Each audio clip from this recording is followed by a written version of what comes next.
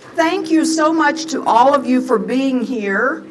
As you know, this is our first of the educational sessions that go along with our three-part series called The Poudre Runs Through It, Northern Colorado's Water Future.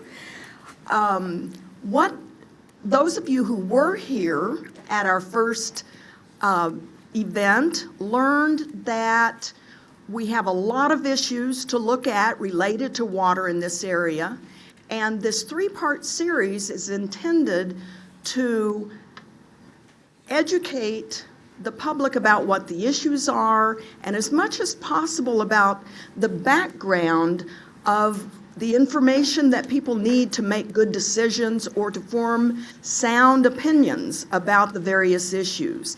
And I think most of you know that water is one of the most complex topics that we have to deal with in our part of the world. And so we wanted to provide these educational sessions to give you lots of information. However, as this slide will show you, we have about 6 semesters of information to give you in 6 hours of sessions. So be aware that we're going to be trying to really build a framework, the framework that will introduce you to what we believe are the points that you need to have an understanding about, but we won't be able to go into great depth on those. But we're going to give you a good primer, and we're also going to hook you up with lots of educational materials on the University Connections website.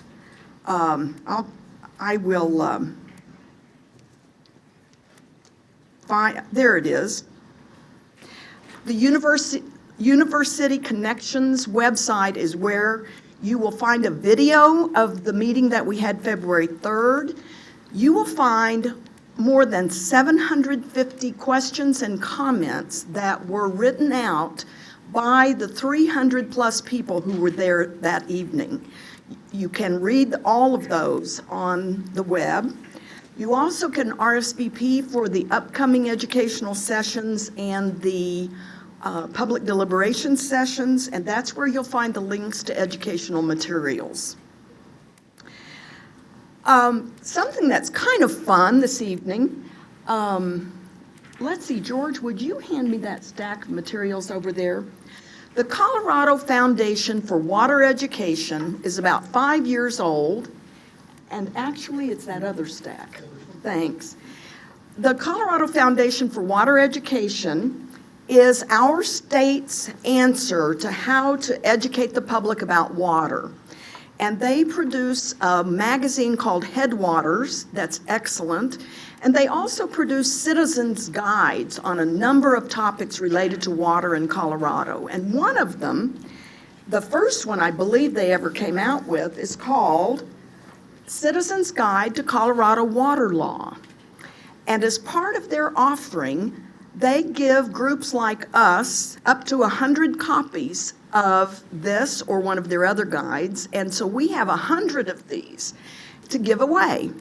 So since we have 3 educational sessions, we're going to give away 33 tonight and the others subsequent nights. So at this point, I'm going to ask Susan Smolnick if she would grab this basket here, and she's going to start it out, and if you would just let it pass down the rows like you would if it were a church offering, put your business card in there, or if you don't have a business card with you, write out your name, and then we're going to draw 33 of those and attach your name, those 33 names, to 33 of these and put them up here at the front. So at the end, you can come see if you got one of these. Now, if you want another chance, if you don't win one tonight, you want another chance, come back next time, you'll get another chance.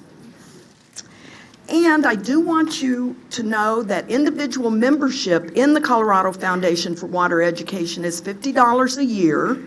And so if you have $50, it's really well worth your money. If you don't, you can go to their website and get lots of educational materials available for free. You can download them. So tonight we begin our educational series. The next two are March 10 and March 24, and they're all going to be right here. And then in April, we're going to have some public deliberation sessions.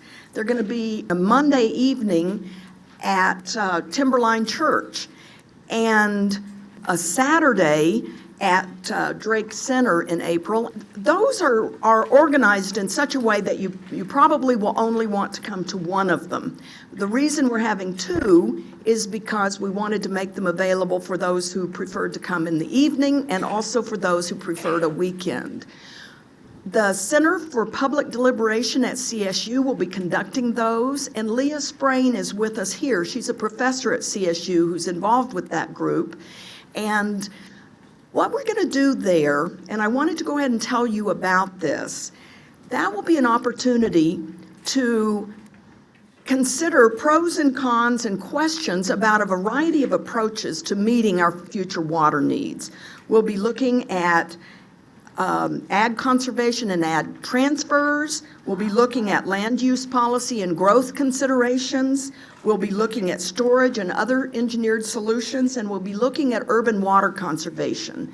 So that'll be a structured opportunity for you to engage, and it will be along the lines of a procedure that comes out of the National Issues Forum that Dr. Carcason and Dr. Sprain have used all over the state and elsewhere.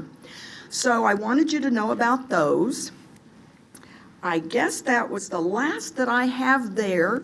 I wanted you to know, well, I do want to tell you what the curriculum is for our other sessions, and of course to tell you what the curriculum is for this evening. This evening, we're going to learn about the organizational interests in the Cache la Poudre by historical era. And we're going to learn about water law, and we're going to learn about water use and management. Where does our water come from, and how do we use it? And the format is going to be that we have brought these individuals, who I'll introduce to you one by one, to speak on those topics. And then we're going to close with the last 30 minutes of the evening having an opportunity for you to ask questions and for them to come up with some answers. I'm going to have all of the questions and answers at the end because your question may very well be something the next presenter is going to talk about. And then I also want to point out that each of these evenings have been carefully planned with input from a number of folks. We got input from the city of Fort Collins, from Northern Colorado Water Conservancy District, from Save the Poudre, and from the Colorado Water Innovation Cluster. Because we wanted to be sure that we were covering all the things that those groups who are very involved in all of the issues think we need to cover. The other thing is that we used all of those questions and comments, more than 750 of them, to help us inform our curriculum. So I think we have been very careful to make sure we cover what you guys feel that we need to cover. On March 10, we're going to cover current and future water needs, a look at the question of growth and land use policy. We're going to talk about stream flow, water quality, and habitat, and we're going to answer the question, we're going to start answering the question, where will our future water come from, by looking at ag conservation and ag transfers. Then on March 24th, we're going to continue with this question of where will our future water come from and look at urban conservation, surface storage, and other engineered and institutional solutions. And then we'll touch a bit on water supply and basin-wide planning. So again, we will not be able to go into great depth on every topic, but if tonight you'll try to keep your questions to the topics that we're covering tonight, that would be good. If you ask a question we're going to be covering later, Leah Sprain is going to be taking notes, and we'll be sure and take that down so that we can cover it later. David Freeman is our first presenter. David is a professor emeritus of sociology from Colorado State University, and he has been involved with mutual ditch companies and other aspects of water for many, many years, and has done a good bit of international work as well. So I'd like to welcome David, and we'll hear what he has to say.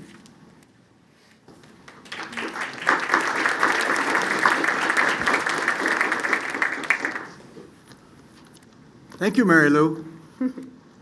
I'm delighted to be here. I'm a sociologist, and most people say, what the devil is a sociologist doing talking about water? Well, I'm here to say that there's nothing more social, more organizational, more political than water molecules in bulk, okay? And you show me a river, a ditch, a reservoir, a lake, I'll show you organizations that are manage them and operate them. And so if water gets to a crop root zone at the right time, in the right amount, to set on those blossoms and grow our food, that's because human beings got organized to get that job done. If, on the other hand, if we sweep a river dry for a long length of a river segment and fish die, that's because organizations did that. So when we look at outcomes on the biology and on the ecosystem, we go track right straight back to the organizational decisions that account for the observations that we make. So having said that, my job is to skate very quickly because we have a tough manager here on the clock, and I've got to stay within my time limits, which gives me the excuse of moving quickly across a lot of thin ice, and I think I can do it without hearing it crack beneath my skates here. Let's see what we can do. I'm going to do it by era. Early on, 1860s to 1890s, people came to settle this valley. I won't go into any detail about it except to say that immediately they needed water. And immediately they learned that they couldn't do much just by one individual at a time. They had to get organized, okay? And so what they did is they began building canals, at first rather small ones, later bigger ones. This is a big modern one over here, Greeley number 3, but it just shows river going on down, and we're backing up water to go through a head gate down a canal. We won't dwell here. But on the other end of those head gates are put in and managed to deliver water into a canal.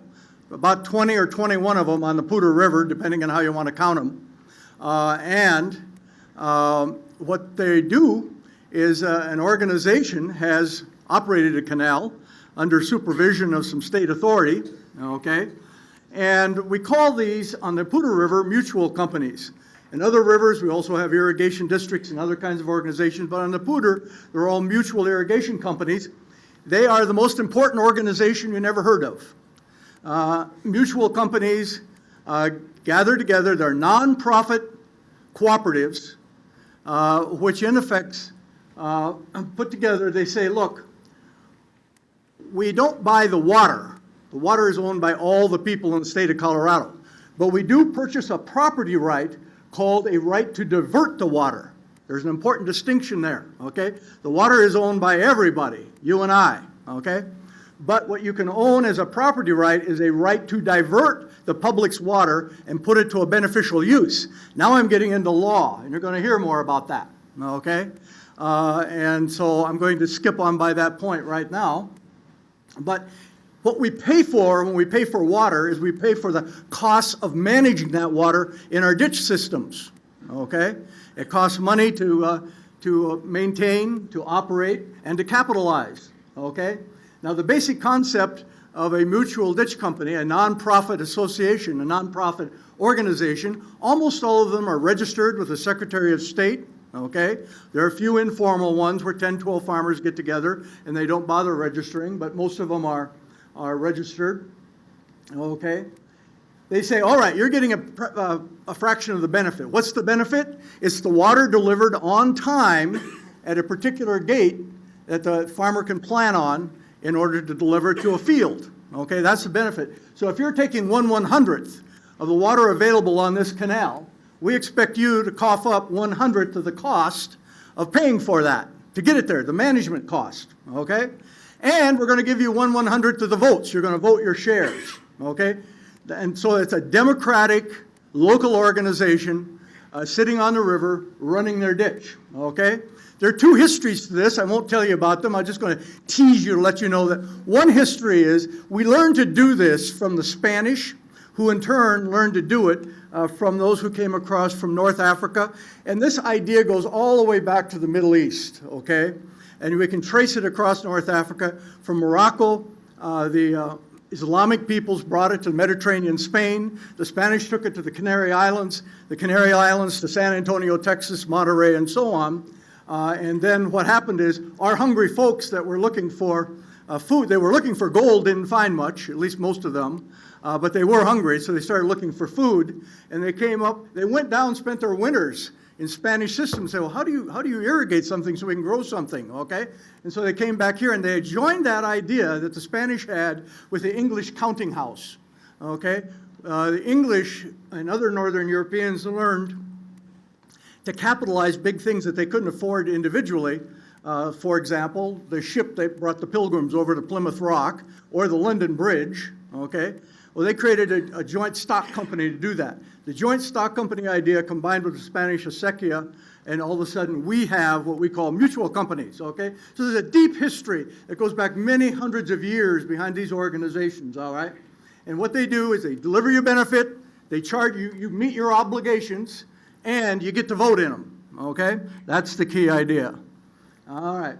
Now, it turns out that the organization is conflict that makes us want to get organized, okay? People on the ditches had to get together and resolve their conflicts to create a mutual company.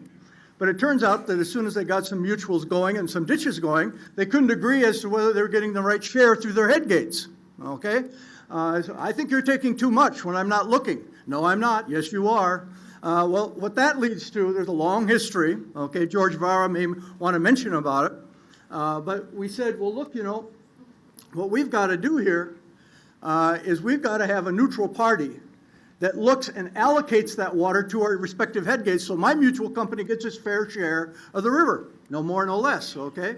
And so that's what we did. Now, the Office of the State Engineer, a lot of people hear that word and they think, well, if I go down and see a state engineer, I'll probably see a big chain link fence with some front-end loaders or bulldozers or other kind of heavy equipment on it. But that's not what a state engineer is all about, not anywhere in the West and certainly not in Colorado. A state engineer does two big things. Two big things. One big thing is administer the water law, okay? And the second big thing is administer interstate compacts. That's what state engineers do. And in particular, so a state engineer sitting down in Denver can't be out here in the middle of the night allocating water in July. And so what they do is they divide the state engineer's office into divisions, and there are 8 of them.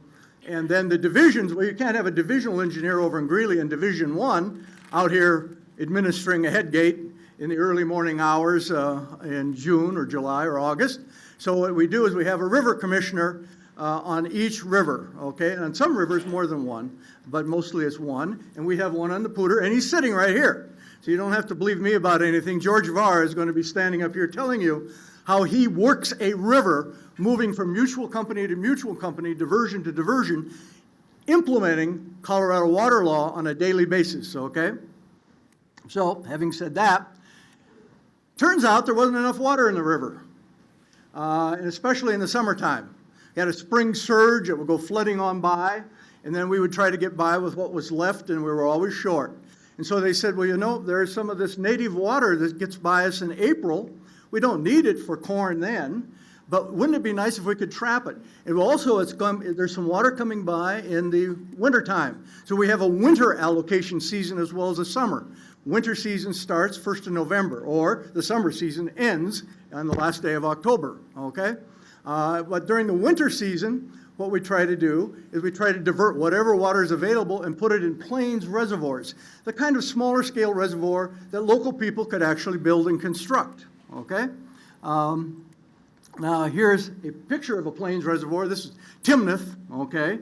I won't dwell on it, except, hey, you see a puddle of water there, okay? Well, that just didn't happen by accident. It's because a mutual company organized to put that in, okay?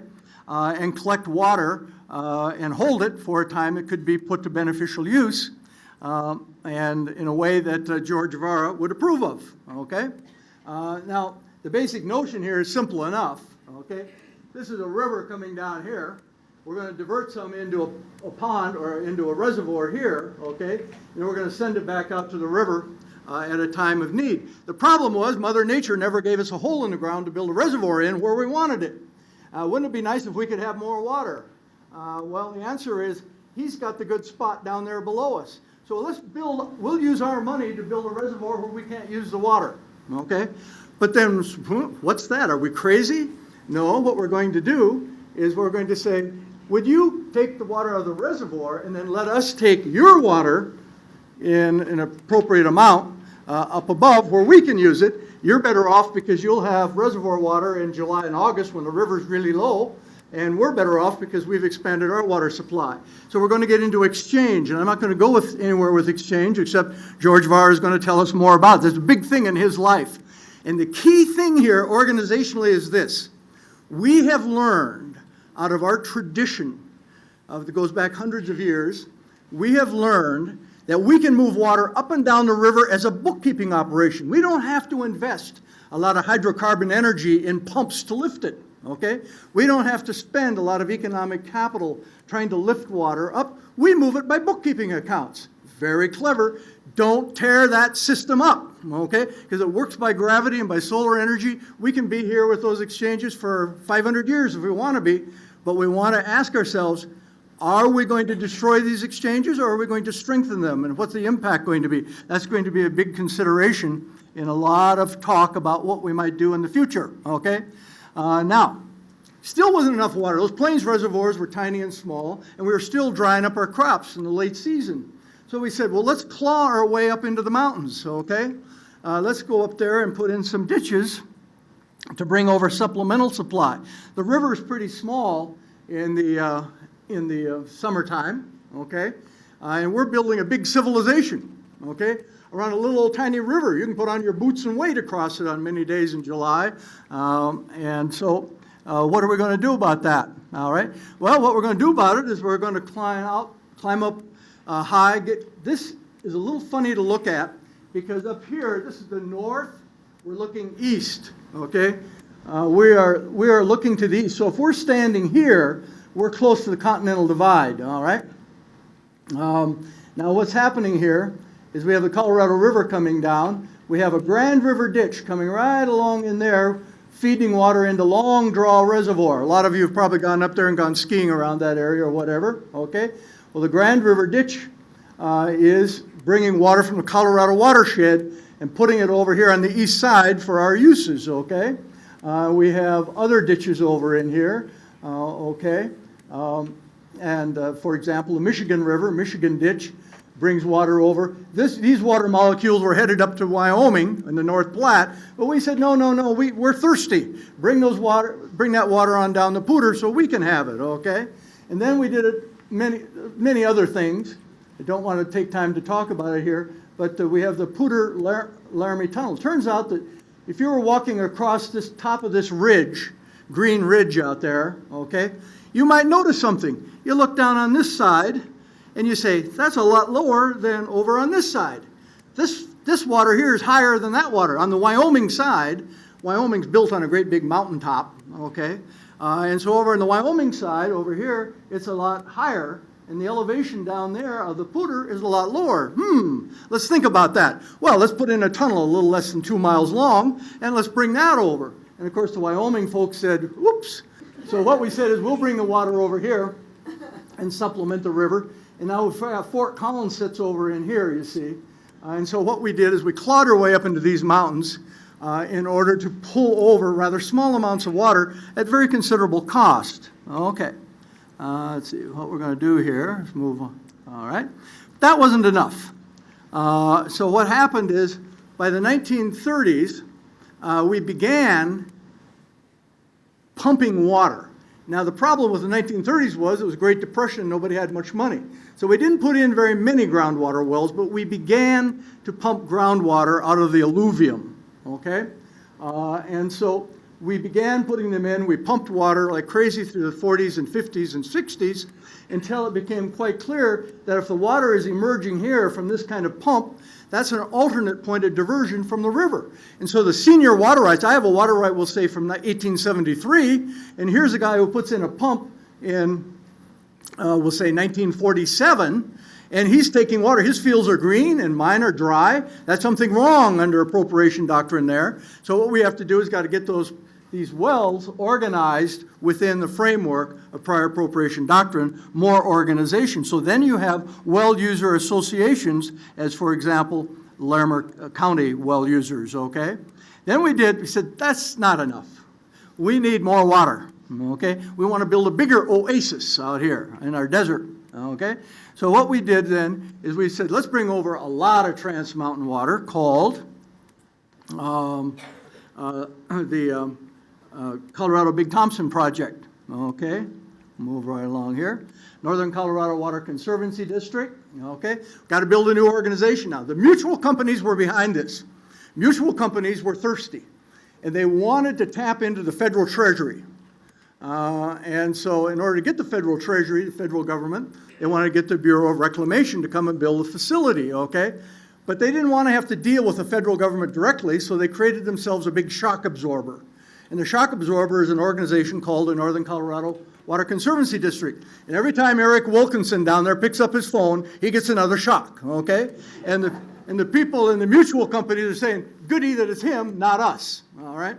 Because he deals then with the federal bureaucracy, the federal law, and all of that, and they get the water here.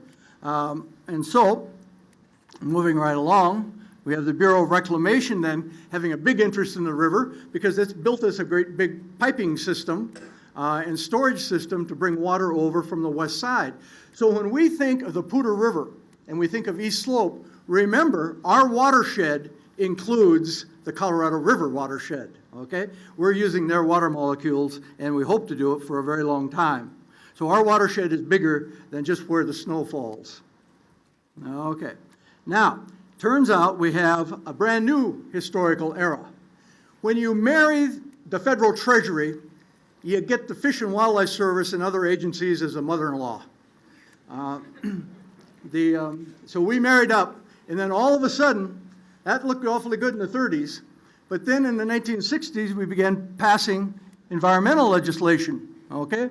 The National Forest Management Act of '76, all right? Forest Service is critical, that's a watershed. Okay, but now they have mandates, okay, to do some things, all right? Clean Water Act, 1977. That brings in the U.S. Army Corps of Engineers and the Environmental Protection Agency. They have agendas on the river now, okay? National Environmental Policy Act, 1969 says if an action agency in the federal government, like the Bureau of Reclamation, or Forest Service or any other action agency wants to do something on the river, they're going to have to write an environmental impact statement and open up the data and make a case for the pros and cons. It's not a decision document, but it's an investigation document, okay? And so then we have the Endangered Species Act in 1973. Now, there are no endangered species listed in the Poudre River Basin. However, there are implications of that act for how we manage our water. More about that later. So you get the U.S. Fish and Wildlife Service involved there. Well, then we said, you know, we like to remember our history. And so we're going to preserve things. We want to acknowledge things. So the Friends of the Poudre immediately galvanized itself when a proposal came on in the 1970s to put an on-stream dam. Okay? Northern Colorado Water Conservancy District became one of several sponsors of a proposed damming project on the main stem of the Poudre. That immediately generated opposition in terms of an environmental rationale. So we have, and Save the Poudre now is a modern incarnation, a little different, but fundamentally very concerned about an environmental agenda in the river. Poudre River Trust, okay, is very concerned to preserve and advance and educate about the river. The Fort Collins Audubon Society, I don't think I have to explain that to anybody. They're obviously interested in habitat. Rocky Mountain Flycasters, a chapter of Trout Unlimited, okay. Poudre Landmark Foundation is very actively engaged in restoring the Fort Collins water plant. So these are all things that all organizations that are coming on board with agendas for this little tiny river. Now preparing the future. Here we're coming into the final turn now. Fundamentally, when we deal with the future, we're going to deal with 3 centers of water knowledge in the state of Colorado at the state level. I haven't talked about that yet, okay? And they're critical, all right? And so we're going to talk about the Office of State Engineer. I've already mentioned it, won't say anything more, but they're the folks who are administering appropriation doctrine and interstate compacts. And of course, the Attorney General's office has a lot of water knowledge there. And then we have, of course, the Water Conservation Board, which is designed to be of assistance in getting water to beneficial use in the best possible ways. And they are a source of cash, which always makes them of great interest to water users and everybody else, okay? Then we also have installed, in recent years, a roundtable process. People were hitting walls. We were running into lack of supply. And Denver Water in the early years was always happy to play the part of villain and go over on the west side and make a water grab, because Denver Water had a lot of money and a lot of population and had a lot of political clout. But they learned that didn't pay off, and they got hit in the chops very hard back in 1969 with the failure of a Two Forks project. And so they said, we don't want to play villain anymore. We're going to open up and we're going to talk to people, because we just can't hire enough lawyers and go through enough grief if we come over there and get confrontational about water. And so many things happen, and we end up saying, all right, let's open things up. And we have a roundtables process that now incorporates people. You do not have to have a thick wallet of money. You do not have to have specialized water knowledge. You can now engage in a discourse about our water future by participating in the Colorado Roundtables process. There's an interbasin committee that looks at all the river basins, and then there's a basin committee for each of our river basins, a total of 9 committees altogether. 8 river basins, 1 central interbasin compact committee. So, having said that, there's an opportunity for citizens now to go sit and learn what other people have to say and think in a way that we've never had before in our history. And this has implications for how we think about the future on the Poudre. And so you can participate in the South Platte Roundtable, and Poudre issues are discussed there. We need now to start thinking of our cities as watersheds. And that's going to sound very strange to you. I mean, after all, don't I know, I'm a dumb sociologist, don't I know that the watersheds are up there and they have green trees on them and so on? Of course they are. But the fact is, cities are now pulling in more and more water, and cities use water very differently than agriculture. You give farmers water, they'll store it, but boy, when those crops come on and that corn needs water, they're going to gush that water out into the river and send it on down. Cities don't do that. Cities hold on to their water. Cities want to make sure that industry is served 12 months a year, okay? And that you and I can go to our taps and take our showers all year round. So cities are a different kind of water user, and a city does not have to be a high consumptive user.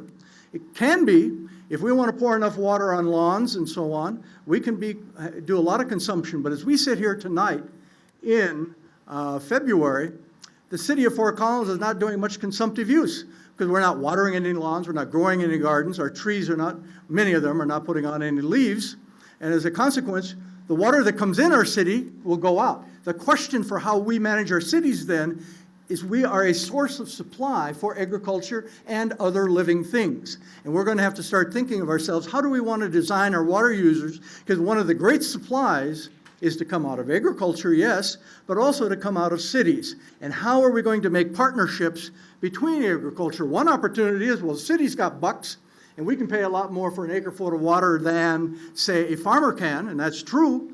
But do we want to just do buy up and dry up? Or do we want to enter into a partnership with our friends in agriculture so we can have local farming, with all that that means for landscape, amenities, and of course for food supply and so on.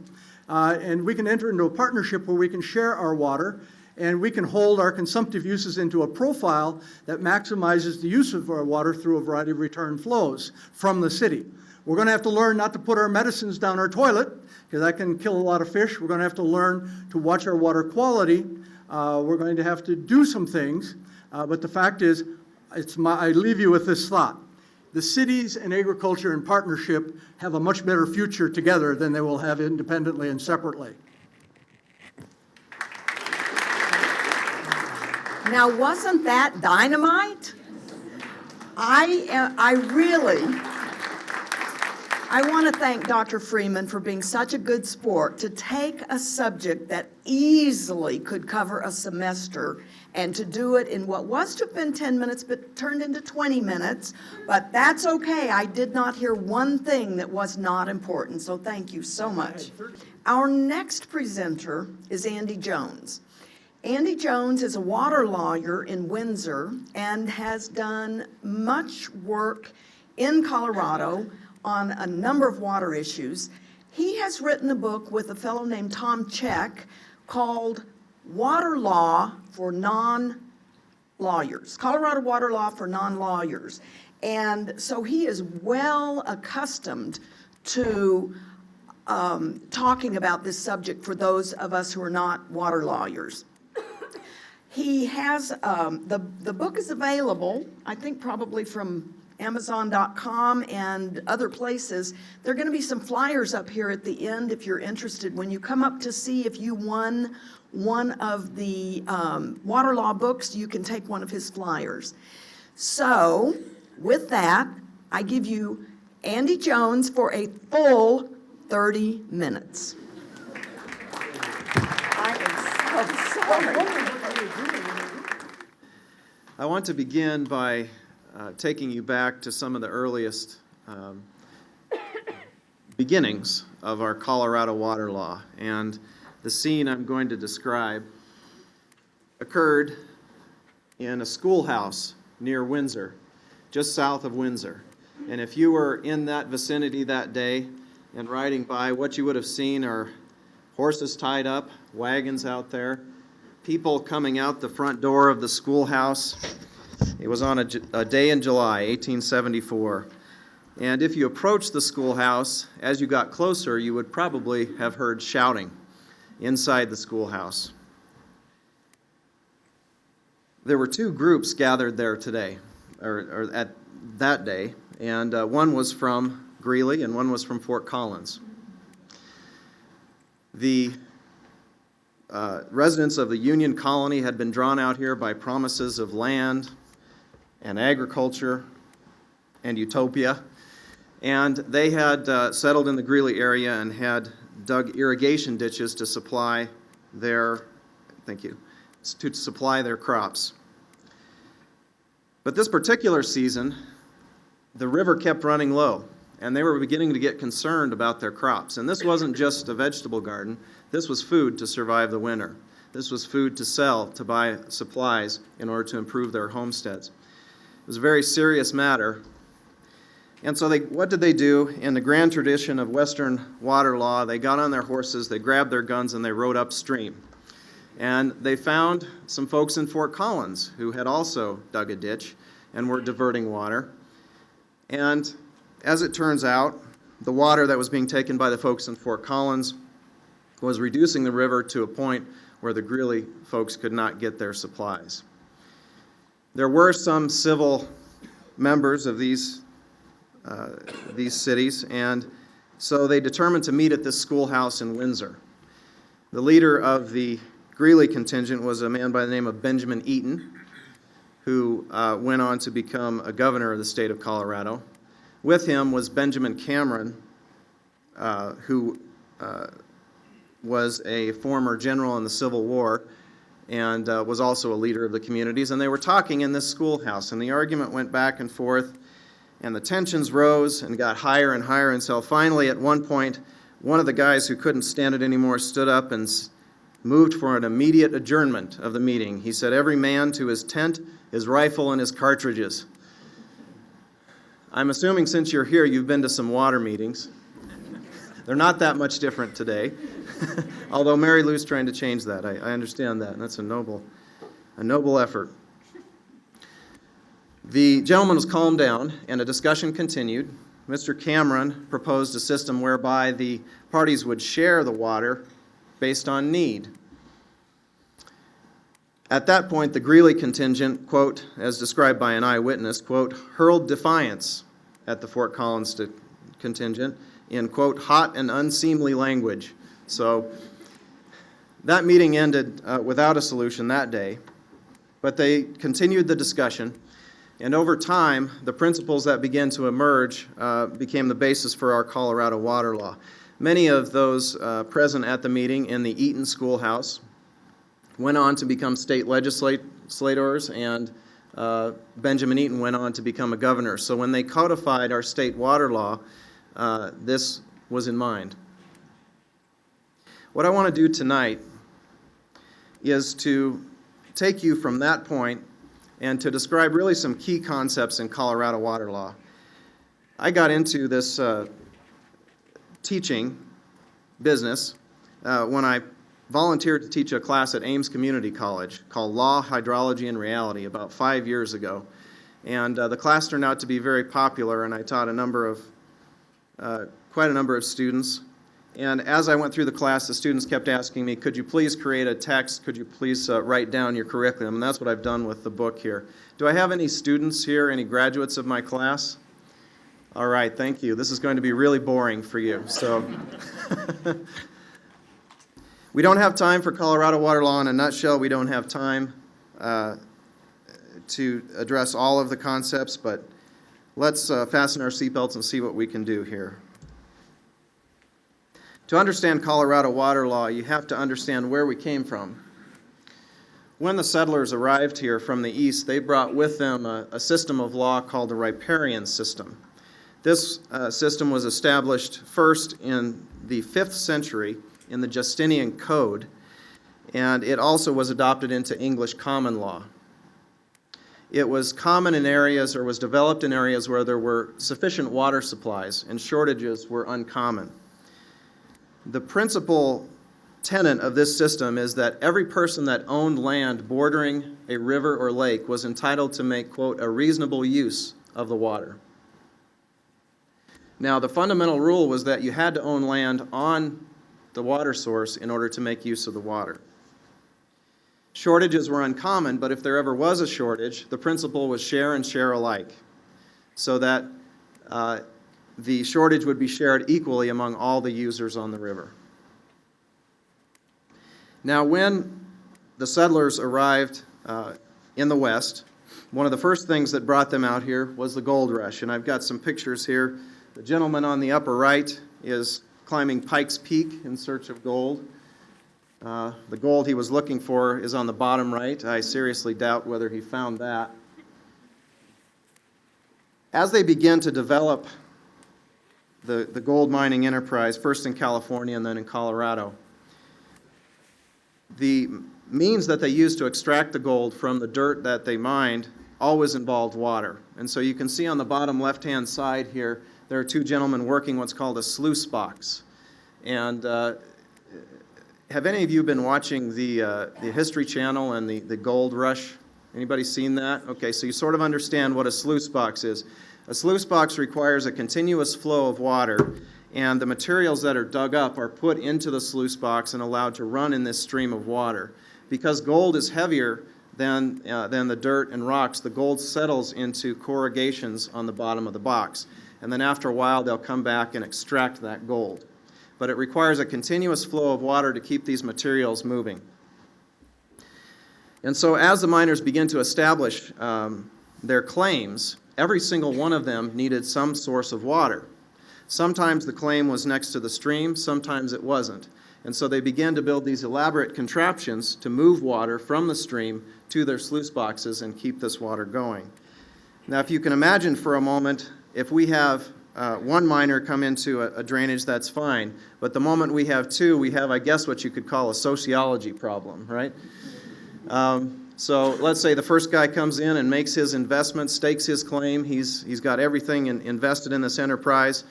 finally gets his sluice box up and running, and one morning he comes out of his tent and there's no water.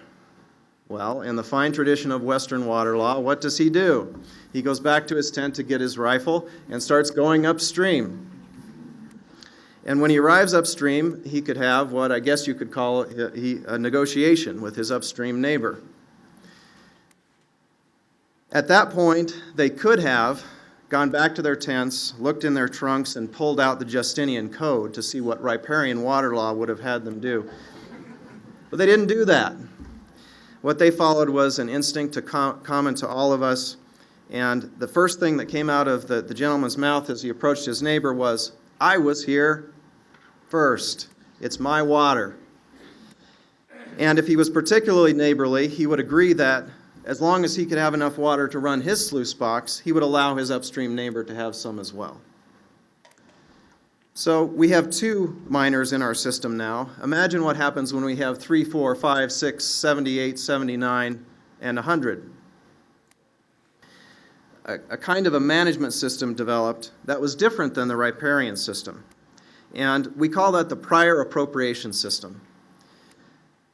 Let me tell you about the fundamental rules of the prior appropriation system, which was eventually adopted in some form in our western states.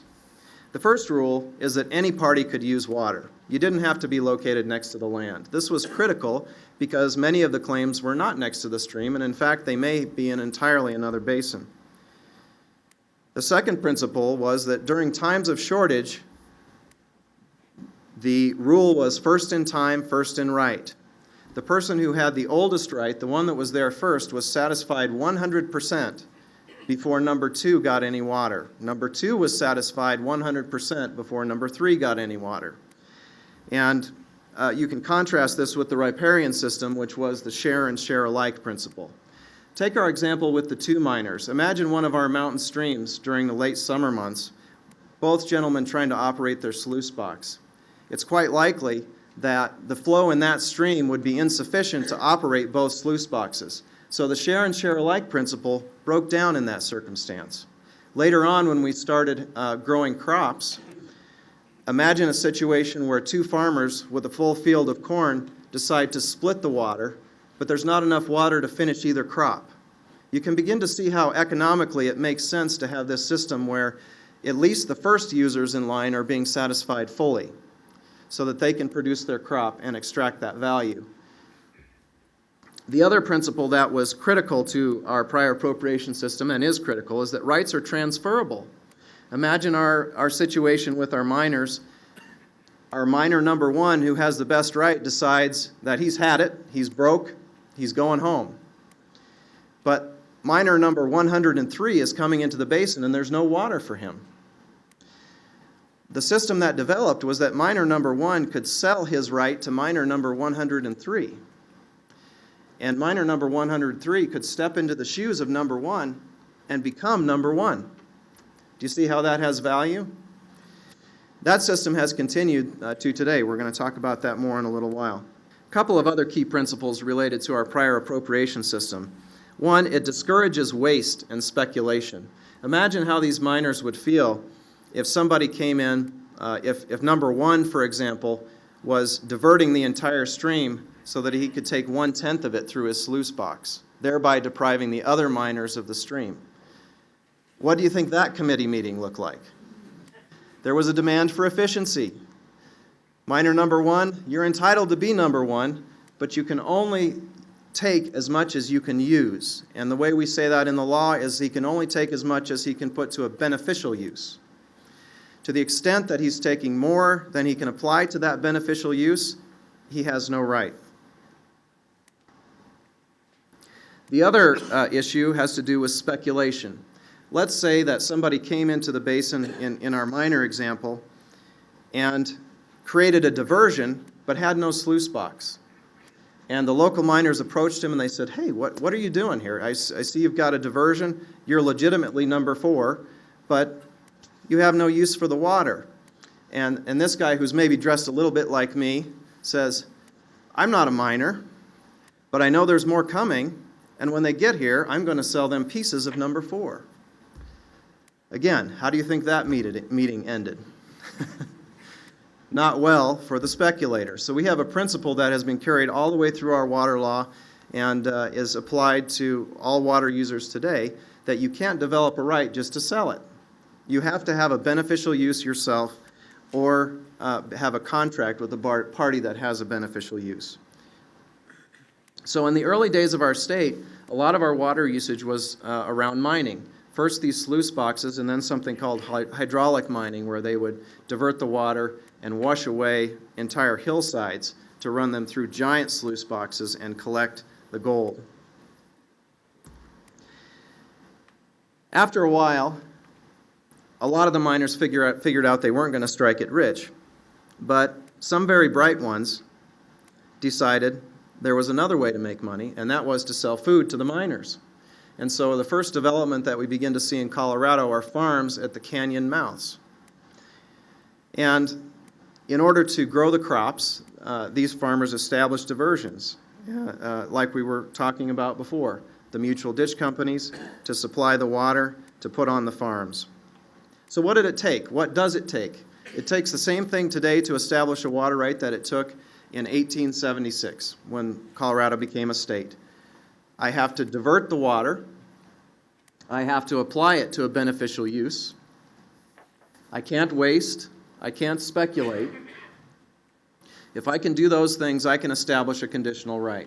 Even today, I could walk down to the Poudre River, and if there was water available, I could dig a ditch and water my vegetable garden, and I could be priority number 1,373. Or George will tell you how many priorities there are. Maybe not that many. But the point is, I can get at the end of the line if I want. One more key concept here I want to address here on the basics before we move on. Go back to our mining situation. Let's say that miners 1 through 5 have their rights. Somebody comes into the basin and is going to be number 6. He starts building his sluice box. He sets up his camp. Clearly, he's staked a claim there. But it's a difficult process, and before he can finish, a couple of other miners come in as numbers 7 and 8. They come in after him, and they start and complete their diversion before number 6 is done. Your mind is already probably thinking about what's the fair result there. Miner number 6 had come in, he'd made an effort, he was obviously going to make a beneficial use. He should probably be number 6, not the guys who came in and raced him to the finish. So that's what we call a conditional water right. And our water law recognized that in the early days and recognizes it today.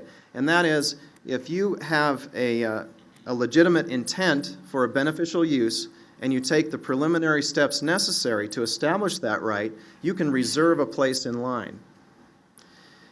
In order to keep your place in line, you have to diligently pursue and complete your water right.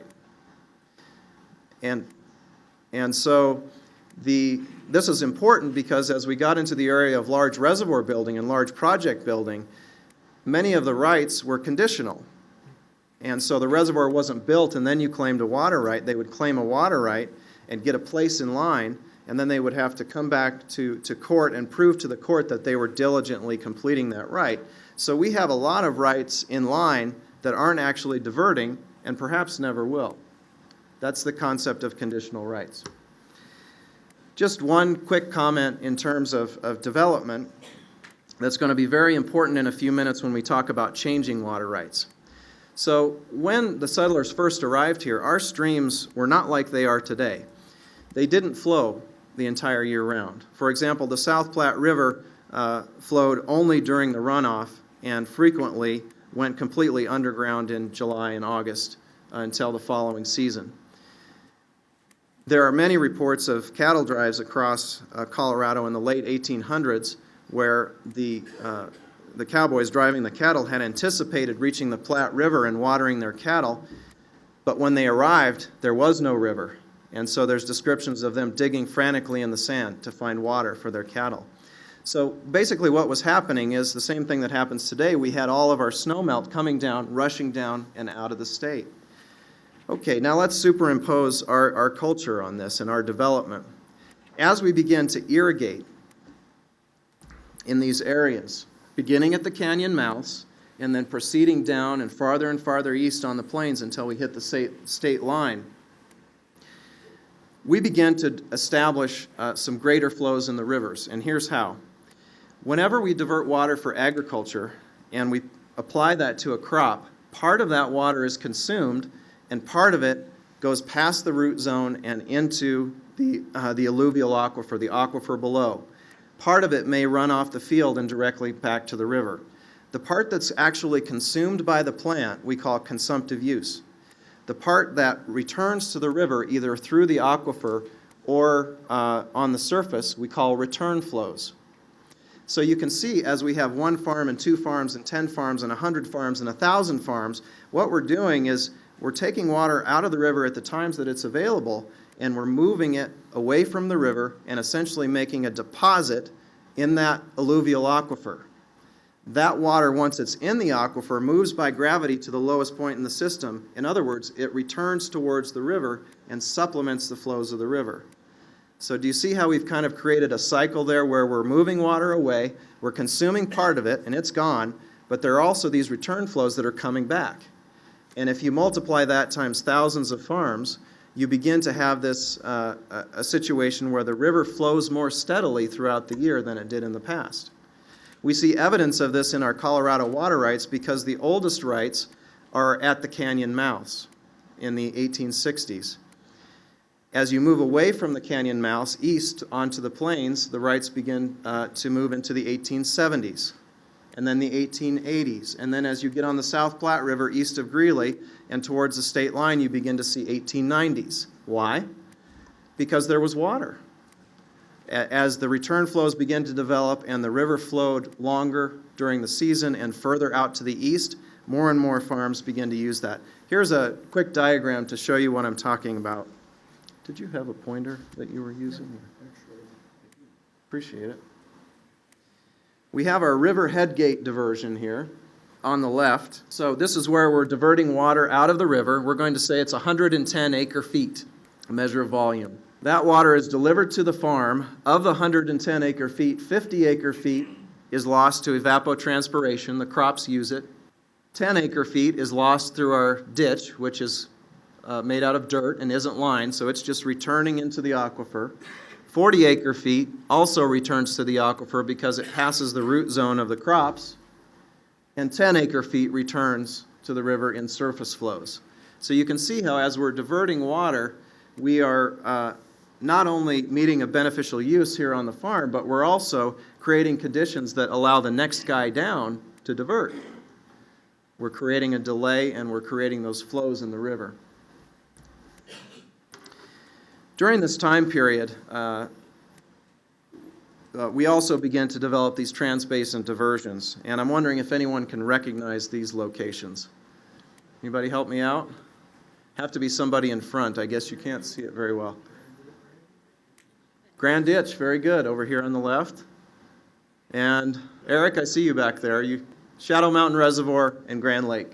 Grand Ditch was an early effort at Trans-Basin Diversions, and then of course the Colorado Big Thompson project that takes water from Grand Lake into the Big Thompson River. We have this irony in Colorado that 80% of our population exists on the Front Range east of the Rocky Mountains, whereas 80% of our water exists on the west slope. And that creates, again, as we would say, an interesting sociological problem. I think Northern Colorado Water Conservancy District would agree. Moving forward in time, we begin to see growing cities and growing need for water use outside of agriculture. If you're going to develop a city, and you're going to have industry in the city, and you're going to have folks relying on water coming out of their tap, your source, you cannot have variability in your source. Obviously not for domestic use, but also for industry. If you're going to attract industry that needs water, and most industry does, that industry needs to have a supply of water all year round in order to justify the expenditure of capital to build the plant. So cities that came along a little bit later in the game, they can always develop a right of their own by diverting it and applying it to beneficial use, but they're not at the place in the line, in the priority line where they need to be. So Whereas at the time that the cities developed, maybe they could have been number 120 on the list. Really, they needed to be in the top 10. This is where it begins to be really important that these water rights are transferable. So if I'm a city manager and I'm looking for water and I want to have a reliable supply, I'm going to go see number 1 through 10 on the priority list. And maybe those are agricultural rights that no longer are used in agriculture, or maybe there's a situation where some of the lands are drying up. I'm going to purchase those priorities, and I'm going to change that water right for a new use in the city. And that's what I want to talk about as one of our key concepts now. How do we change the use of these rights? Obviously, minor number 1 didn't continue forever. And so we have to be able to change the location and the type of use of these rights. Here's how we do it. The fundamental rule in a change of water rights case is that we can change the point of diversion, the type of use, and the location of use, but only if it doesn't injure any other water right. Okay? Now let's think about that. How can we assure that we're not going to injure or we're not going to reduce the supplies to any other water right? I want to go back to this diagram that I started out with. This is our same farm, but now we've replaced the farm with a factory, and we're going to change the use of this right. The first thing is we have to limit the new use of the right to the same amount as it was historically. So we're going to go back and we're going to look at the diversion records that Mr. Vara and his predecessors have kept on this right, and we're going to see how much was diverted over time. We're going to take an average of that, and let's say we see that this right has diverted 110 acre-feet over a 50 or 70 or 100-year period. We're going to put a limit. We're going to say, okay, factory, in the future, you can divert no more than 110 acre-feet. Do you see how that protects the other water users? It's the same amount. Now we have to deal with this return flow issue, because remember, there are other water users downstream that were relying on this farmer continuing to do what he was doing. That is, diverting the water, getting some of it into the ground, and supporting the flows in the stream. So the way we do that is we quantify how much return flows we think occurred over time on that farm. So we're diverting 110 acre-feet, and through the marvel of modern engineering, we can figure out that historically an average of 60 acre-feet of that water went back to the river. And an average of 50 acre-feet of that water was actually consumed by the crops. So what we will tell this new factory owner is that they can divert up to 110 acre-feet, but they can only consume 50 acre-feet. The rest of it has to go back to the river to maintain historical conditions so that the other water rights owners don't see any difference in what happened. The way that we do that, literally, physically, is that the entire 110 acre-feet is diverted and 60 acre-feet of it is returned back to the river in a timing pattern consistent with what happened historically. The other 50 acre-feet goes to the factory and is consumed. Another key concept, trans-basin diversions and legal aspects of that. I've talked a lot about this return flow issue and thoroughly confused you all, I can see. The fundamental rule is when you change a water right, you have to continue that historical pattern. Trans-basin diversions are an exception to that rule. Very early in our state's water law, we decided that if a person took water from an entirely different river basin, brought it across the divide, and put it into another river, that they could consume the entire amount that they brought over. So as cities began to develop in particular and made these diversions, Denver metro area, for example, that water was brought over, it was put into their municipal system. A lot of it actually returned to the river through treatment plants and supplemented the flows of the river. It was return flows. But because of this concept in our law that those cities are actually entitled to consume 100% of what they bring over, they don't have to put it back in the river. They can keep it all. And that's exactly what the Denver metro area is beginning to do now. These are called reuse programs. So to the extent that this water is trans-basin in origin, they can run that through your houses, even through your lawns. They can calculate how much is returning to the river or measure it out of their sewer plant and then redivert it again into their system until it's fully consumed. And this can be a big deal for downstream water rights owners who have been really counting on those flows for 50 or 60 years. So that's an important concept related to trans-basin diversions. The CDBT project is an important exception to this rule. The rule applies, but there is a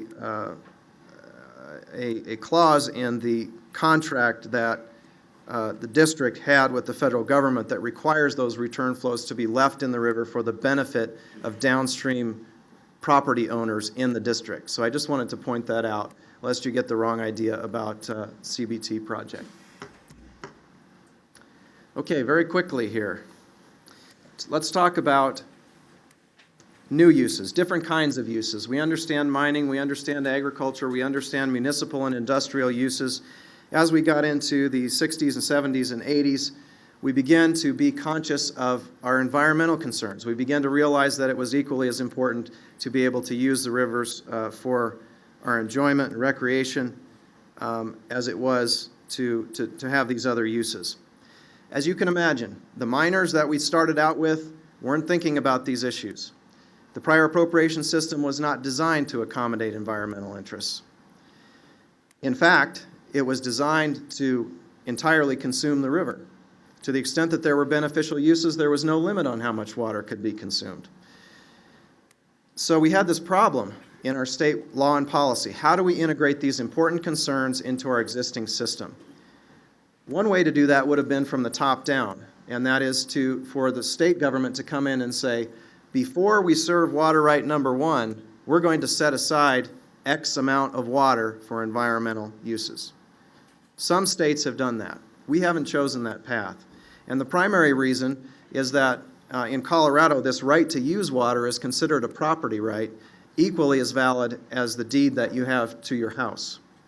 In other words, for us to come in and remove some of the water before priority number one got the water could very likely be considered a taking of private property. So we would, at a minimum, have to pay the person for that right. So we didn't choose that route. Instead, what we did is we gave one entity in Colorado, the Colorado Water Conservation Board, the ability to establish and administer in-stream flows. And that is,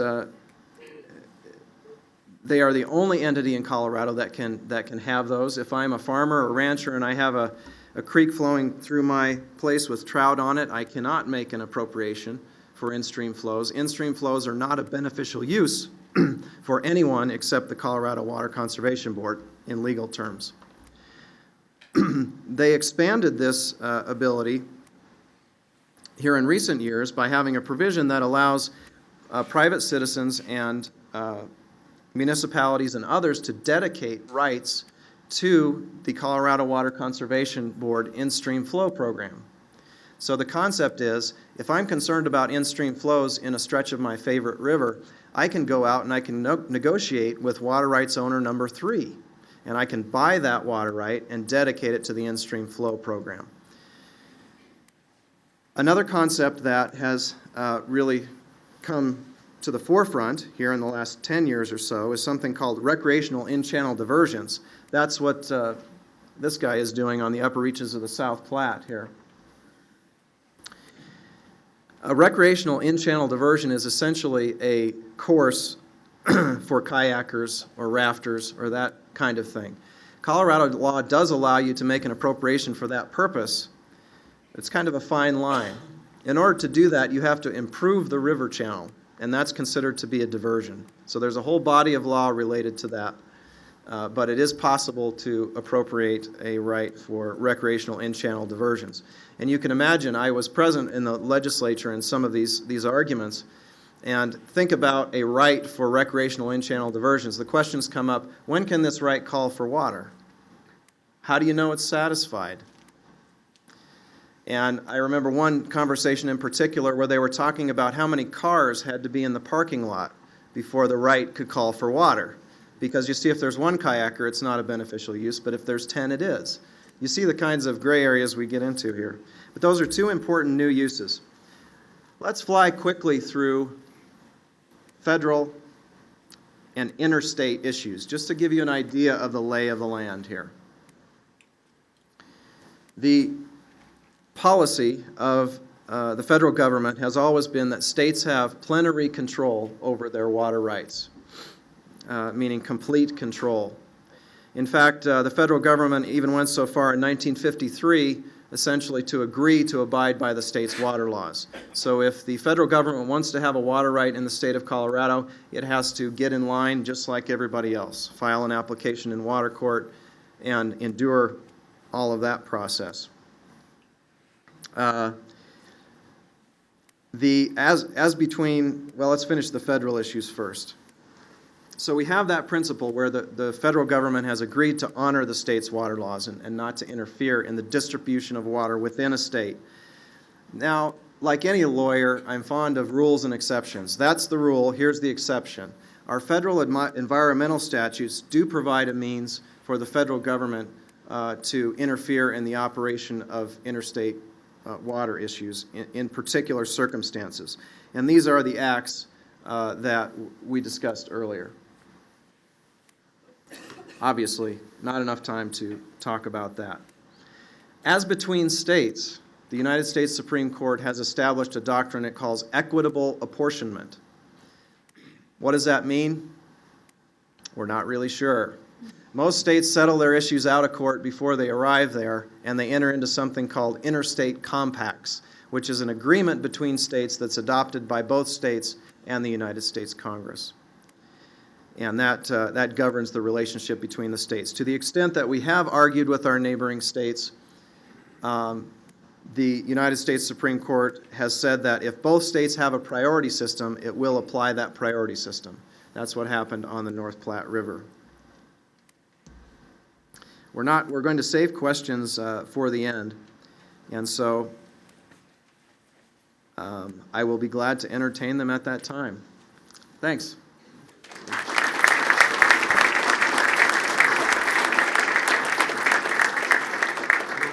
Thank you, Andy. I want to point out that when Andy said canyon mouse, it's the plural of the word mouth.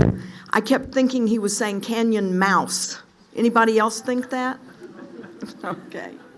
I also want to point out that the South Platte Roundtable is your opportunity to have some input in what's happening in water issues that you're concerned about.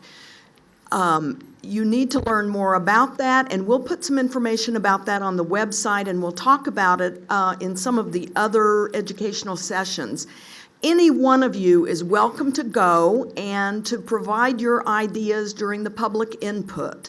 And the roundtables are trying to do a better job of reaching out to the public, because we do believe that it's important for the public to have input. So whether or not you are a member of the roundtable doesn't mean you cannot go. And we'll put the information on the university website as to when those meetings are.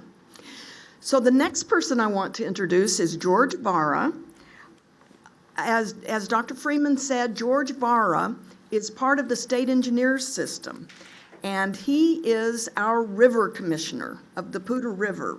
And so he's going to tell us how the river is managed. He's going to talk about the where we get our water, how we use it, and how he manages it. And when he finishes, then we will have time for our questions. George. Thanks. Got a good background here with David and Andy presenting their presentation, so hopefully when I go into mine it'll be a little easier, you'll understand it a little easier. So again, as explained, I'm underneath the state engineer's office. My immediate supervisor, which is in Greeley, is the Division 1, which is the South Platte. So all waters tributary to the South Platte, which are basically northeastern Colorado, are under the auspices of the division engineer in Greeley, and I just happen to be the river commissioner on the Poudre River. The Poudre River, which I administer, is basically any waters tributary to the Poudre River, which technically is Cameron Pass, to about the confluence of the Poudre River, South Platte east of Greeley, Wyoming border to about Trilby Road, which is basically goes into the Big Thompson drainage. So it's a big drainage, and so anything tributary to the Poudre River concerning water is my responsibility. What we're going to talk about today is the three topics there. Where does it come from? Who owns it? And how are they managed?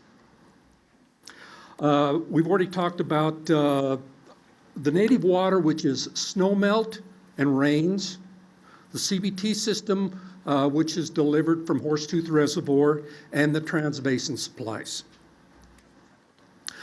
This shows a kind of a breakdown of the types of water. We've got about, and the Poudre River flows, which are basically the native flow or virgin flows, which are the rain and the snow, are the bottom there, and that's about 300,000 acre feet. The Windy Gap actually hitting the Poudre River is around 60,000 acre feet, and the Trans-Basins are about 40,000 acre feet, give or take variabilities during the year. So anyway, the annual volumes are highly variable, depending on rain, weather, conditions, snow. This diagram here basically shows from I think it says 1884 to 2010. These are the virgin flows on the Poudre River. The green line is about 300,000 acre feet, which is the average.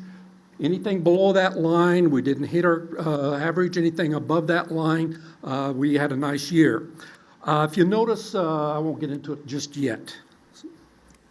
The highest acre feet ever produced on the Poudre River was 700,000 acre feet. That was in 1983. If you remember that year, I spent a lot of time going out in the river, looking at the water going over Taft Hill Road, going out east there. It caused a lot of damage. In particular, Cache Poudre Elementary School in LaPorte, they were almost lost their football field out there. Huge trees were falling in, almost lost a couple ditch head gates. It was a bad situation. So anyway, that's kind of one extreme. The lowest was back in 2002, and this is the lowest on record. At the Northern meeting, there was a lady who made a presentation there, and she said this was by tree rings.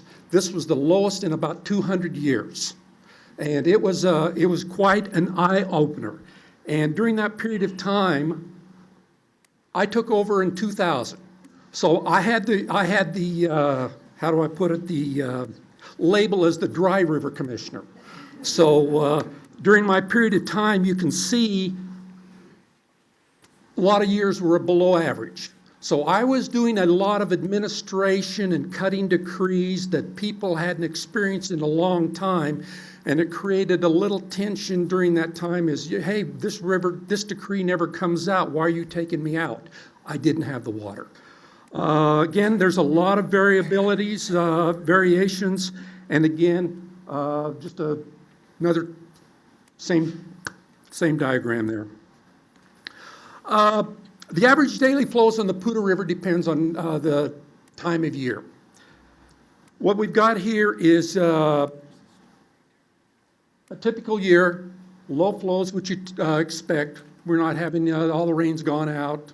It's cold, snow up there. And then we have the runoff coming down, up, coming back down, and then we got low flows. Again, 2/3 of the annual volume come in a two-month period. So really, this shows this is a good diagram of where the water, what time the water is. It usually starts the second week in May, and then goes until about the second week of July. So during that time period is where the majority of the water comes out. Okay. A lot of decrees are in, everybody's satisfied, but what happens is when this runoff period goes, we're short of water again. Again, winter flows, as you expect, only account for 1 or 2% of the annual flows. And again, in this box chart here, you can see the percentages of the various amounts of flows. May, again, that's total May, but you can figure out the majority of that is going to be in the second 2 weeks of May, And again, in July, it's going to be the first week, 2 weeks in July. So that kind of shows you the variabilities of the river itself. Again, due to the lack of water, again in here, in late summers and winter months to meet the demands, and with the variabilities, that's why reservoirs were built, as expounded on earlier, just to go ahead and be able to go ahead and deliver water to the farmers during periods of when there was no water. Again, just a typical wet year in 1980, average year, and the extreme dry year of 2002. So again, 2002 is something I hope we never experience again. Big Thompson system, explained earlier, takes water from Shadow Mountain and Granby over to Grand Lake, goes through the Alva B. Adams Tunnel, over into the Big Thompson, into Mary's Lake, down the Big Thompson. From the Big Thompson River, the water is diverted either to Carter Lake or across the big pipe at the entrance to the Big Thompson River, and that's where we get water going into Horsetooth Reservoir.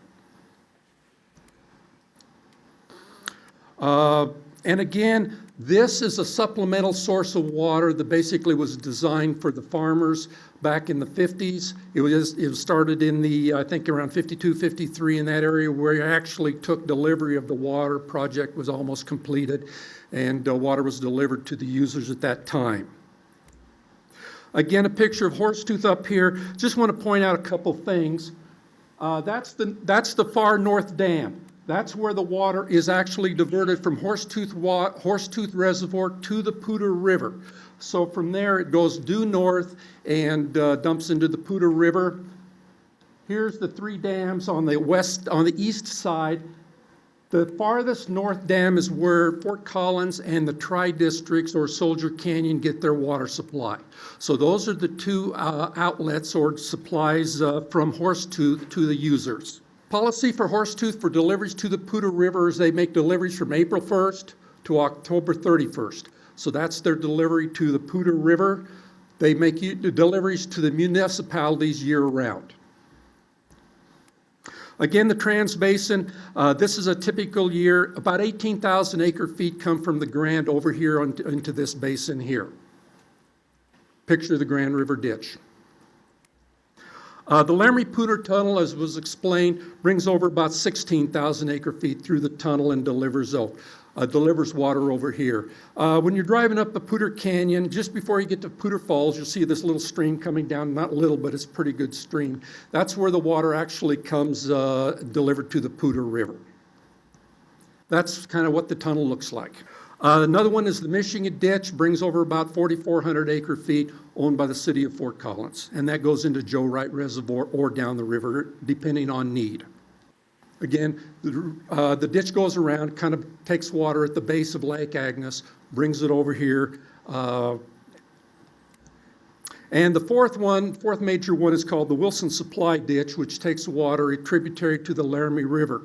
This water is owned by Divide Reservoir and Canal Company, brings water up into Worcester Reservoir, and then it'll be delivered down into Halligan Reservoir, down the North Fork. And where the North Fork and the Poudre combine, most of you probably know, is at Gateway Park, or about 6 miles upstream from the Forks Cafe, or what we call the Forks, there at the entrance of Highway 287 and 14. Again, these were constructed in the late 1800s and early 1900s. So it's a good additional supply of water coming over. Again, just a quick diagram, arrows of kind of showing where they're located at. Here we have the various users. We have agricultural, municipal, which is Budweiser, Platte River Power Authority, and then the recreational environmental uses. Okay, now here we get into the meats of it. This is actually a straight line diagram, you probably can't see very well, of the major diversions off the Poudre River. The very north one up there is called the North Poudre Irrigation Company. They take water off of the North Fork and deliver it to the north end. So that's basically how the water gets delivered to the north portion of my district. The next one down is the Monroe Canal, which is the first major diversion off the Poudre River. That's 7 miles up from Highway 287 as you're going up the Poudre Canyon. And so when you climb up that long hill at Gateway Park, another mile or so, you see this huge concrete structure across the river. That's the Monroe Canal, owned by North Poudre.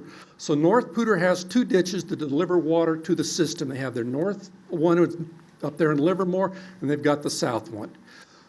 The rest of them are various diverters that take off. The last one is the Ogilvie Ditch, which is east of Greeley, just below the wastewater plant in Greeley, and that's my last diverter. And all the others in between are various diverters. 2 of them are the municipalities, the city of Greeley, the city of Fort Collins. 2 of them in there are big reservoir fills. One is called the Poudre Valley Canal, which fills reservoirs up there, number 8, Douglas Cobb Lake. And the other one is Timnath and fills up Timnath Reservoir. So those 2 canals are only used to basically fill reservoirs. The rest of them are used for agricultural purposes. These, what we call the Big 4.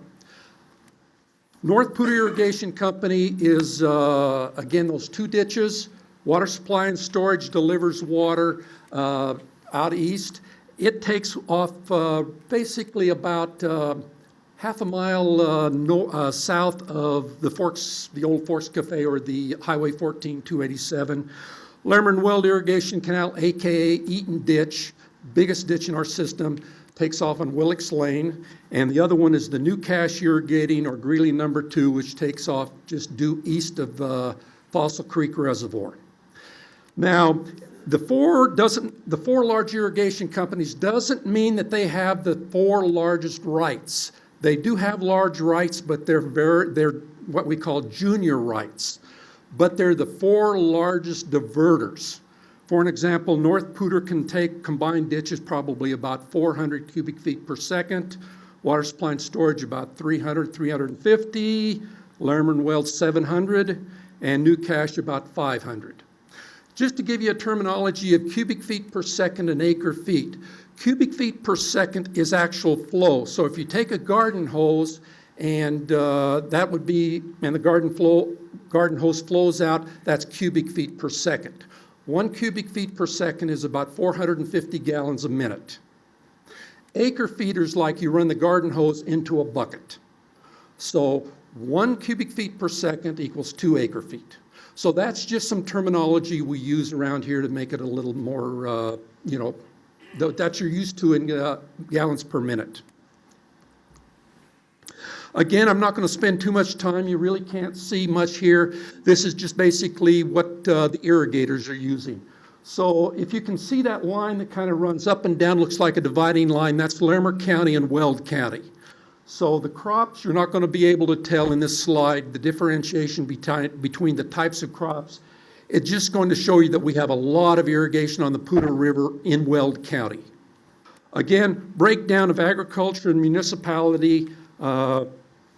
Agricultural is your main user still. And municipality users are, like I said, about 15% in that slide. Okay, now we come to the municipalities. We've got 3 major municipalities here in Fort Collins area. We have the city of Fort Collins, which is at Gateway Park, 6 miles up the Poudre Canyon. We have the city of Greeley's water treatment plant in Bellevue. Their diversion off the Poudre River is just right at the mouth of the Poudre Canyon. You come past Missile Plant Road. First concrete diversion you see in the Poudre River, that's the Greeley diversion. The other one is the Soldier Canyon filter plant that they have just recently, in the last few years, developed a pipeline that takes water off the Monroe Canal to their treatment facilities. Before that time, they had no way to get Poudre River water to their treatment plant. This is a kind of a service area of their municipal users. The orange color, salmon color, is the service area for the city of Fort Collins. The one directly north of that is the West Fort Collins Water District, which is supplied by the city of Fort Collins. The blue down below is the blue, purple, and yellow are the tri-districts. The blue is Fort Collins Loveland Water District. The purple is Elko, East Larimer County, and the big yellow is North Weld. And so those are all delivered from the water treatment plant. If you take LaPorte Avenue and dead ends into Horsetooth Reservoir, those are the two treatment plants. You have Fort Collins on one side. On the other side, you have the Tri-Districts or Soldier Canyon filter plant. The green area is the city of Greeley. Again, it was explained in here, the recreational in-channel diversions. Fort Collins has two. They were kind of like the instigators of this. They took the bull by the horns and went with it. So what we have is we have the power plant dam, which is just by College Avenue. You look on the east side of College Avenue, and there's the first one that they got a decree on. The other one, the Nature Center Dam, is on East Drake, where the filter plant, number 2 wastewater plant is. The Nature Service, the Nature Center is the other RICD decreed by the city of Fort Collins. Again, they're pretty junior, and so they really can't call out on senior water rights. Again, we have the other right, which is wild and scenic river designations. That's up above my diversions. I really have no water administration with that, since there's no diverters in that stretch. Again, we have different types of use. One thing I want to mention is the rafting industry on the Poudre River is big. Toward the end of July into August, I start getting calls from rafting companies wanting to know what is the flows of the Poudre River. How long can I keep rafting and take trips up the Poudre Canyon? Again, I want to stress that the flows in the Poudre River on the latter part in July and August are really dependent on releases from Chambers Lake, Long Draw, Greeley reservoirs, and foreign flows, either the Tunnel or the Grand. Without those, there would be no rafting in August. The river would be extremely low. Okay, we get into water rights, okay? When I administer water rights on the Poudre River, they're decreed by dates. The previous river commissioners have been very astute, and they've gone ahead and numbered these rights 1 to 100. I've got to have about 2,500 cubic feet per second, which is a big river, to satisfy all 100 rights if everybody is taking their maximum. The number 1 right is, like I said, is on there, June 1st, 1860, owned by the city of Fort Collins on a transfer. The number 100 junior right is, as you can see, 1881, and that's owned by Water Supply and Storage.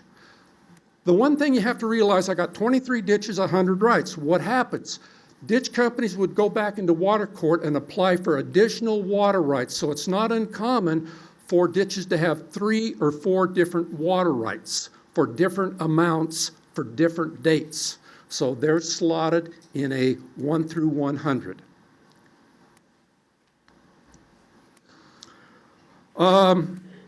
Again, when water is direct flow water and storage water, those are the 2 types that I deal with. Direct water, which we're talking here, is water that is diverted by decree and put to beneficial use. Technically, it can't be stored unless specified by a decree. There's a couple out there that allow it, but not very many. So this water has to be put to beneficial use right away. Colorado water law allows you to store it for a short period of time. Don't have a lot of these problems. Again, direct flow season is April 15th to October 31st. Usually the first ditch in this system is the Greeley number 3, which is the second to the last ditch toward the end of my system. They're in on April 15th every year, no matter what. And they're diverting water, and they've got a kind of a sandy soil that takes more water. Okay, here this is kind of interesting. All water diverted off the Poudre River must be measured. So we have flumes and recorders to measure the water. Most of the flumes that we have in this system are partial flumes. And the thing I really interested about this is a guy by the name of Ralph Partial, which David knows, was a professor at CSU back in the 1800s, late 1800s, early 1900s, and he developed the partial flume in 1921.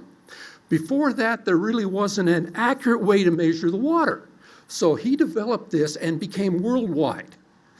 And so just kind of looking online and finding out, it was just really neat that his measuring device, the partial flume, is personally, when I go out there and look at it, that's what I want to see. There's other types of measuring devices that are being developed and you can use, but when you use a partial flume, if a 1-foot partial or a 10-foot partial flume is installed, you have one set of standards. You don't have to go ahead and have a different rating table for different flumes. A 1-foot partial is always going to read the same no matter where, whether it's here or Saudi Arabia or wherever. He's world famous.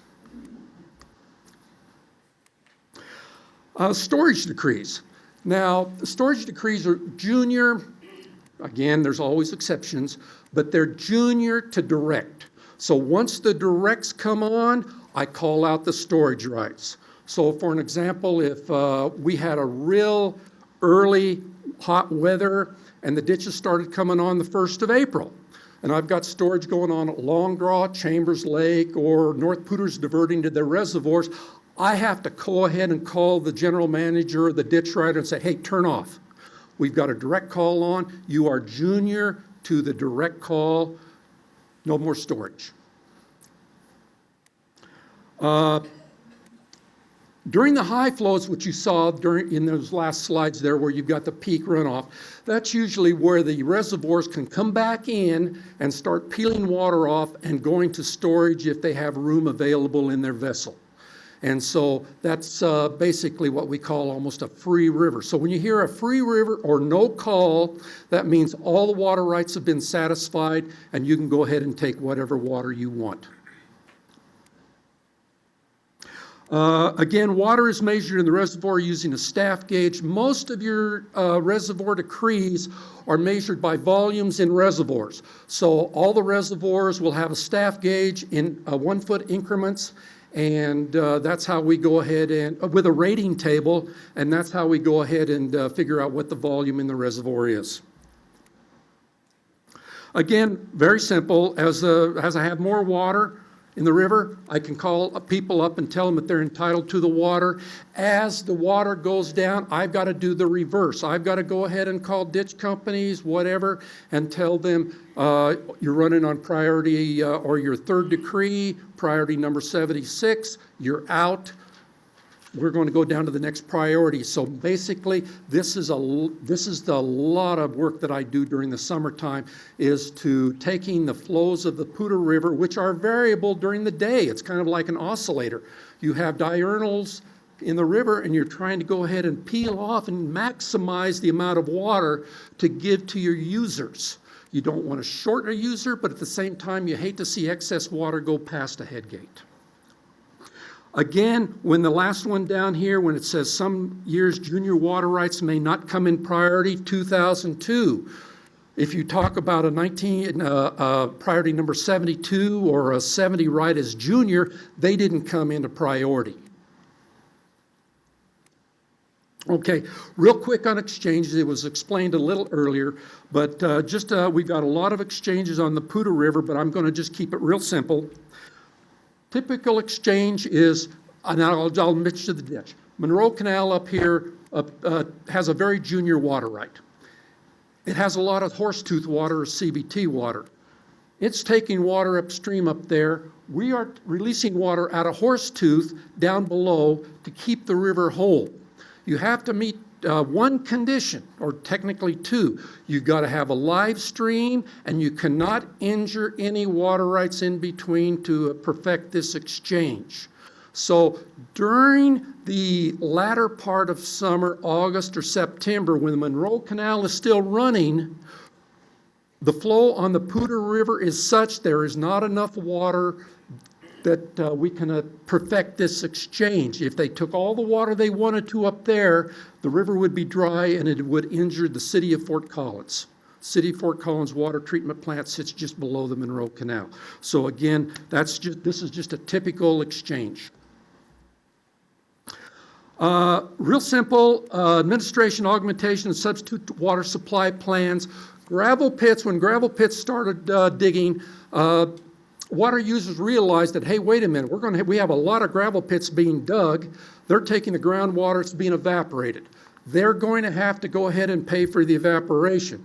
So they have to get into what we call, quote, augmentation plans. They go find additional water to pay for their evaporations. So some of them have gone to lining their gravel pits. The unlined gravel pits that were built after 1980 have to pay for the evaporation. Wells, again, wells have to be augmented if when I say wells, I'm talking about high-capacity irrigation wells. Domestic wells are a total different type. Okay, a big portion of my job is compiling diversion records. I have to account for all water going through the head gates, whether it's reservoir water, trans-mountain water, CBT water, what type of water goes through there. Again, Andy takes this data, engineers take this data, and when you go ahead and transfer the water or you want to sell your water rights, you need this data. And again, my diversion record book is probably about 3 to 4 inches thick of different types of water that goes through all this head gates. Everything is measured. Last, we're in the snow survey. We do 4 snow surveys in conjunction with the USGS. We go up and measure about 7 to 8 courses. Then we go ahead and we have 4 reports. We had and I'll just go ahead, okay. It's going to be kind of difficult. This is the February 1st snow course, and these are the various courses that we go ahead and measure. Joe Wright's snow course, we do not measure. That's a USGS station, and we just go ahead and put their data in there. The other courses above there, we all measure. Come February 1st, we had 140% snowpack. And they're up there, they started today, and we'll go up there and finish, we'll go tomorrow and we'll go Monday and finish up the March 1st snowpack. But it's looking really good so far. So if we keep getting the storms coming in, we're going to have a fantastic snowpack, both high and low. So we have courses up here divided in high and low courses. In conclusion, again, the Poudre River is very variable, both daily, monthly, and yearly.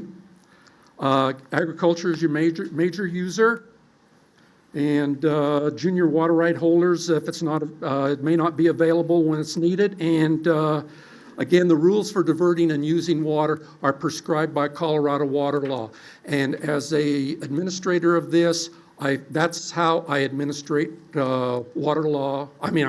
administrate water is by decree and Colorado water law. Okay.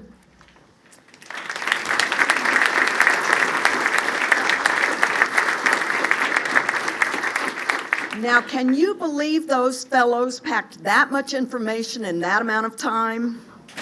We really appreciate it. We're going to move very quickly into the question and answer period. Leah Sprain is going to start taking some notes about the question and answer period.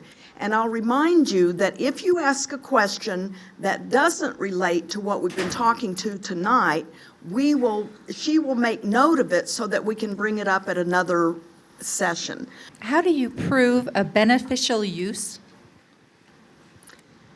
Who wants to take that one? Andy? I think I can answer that one.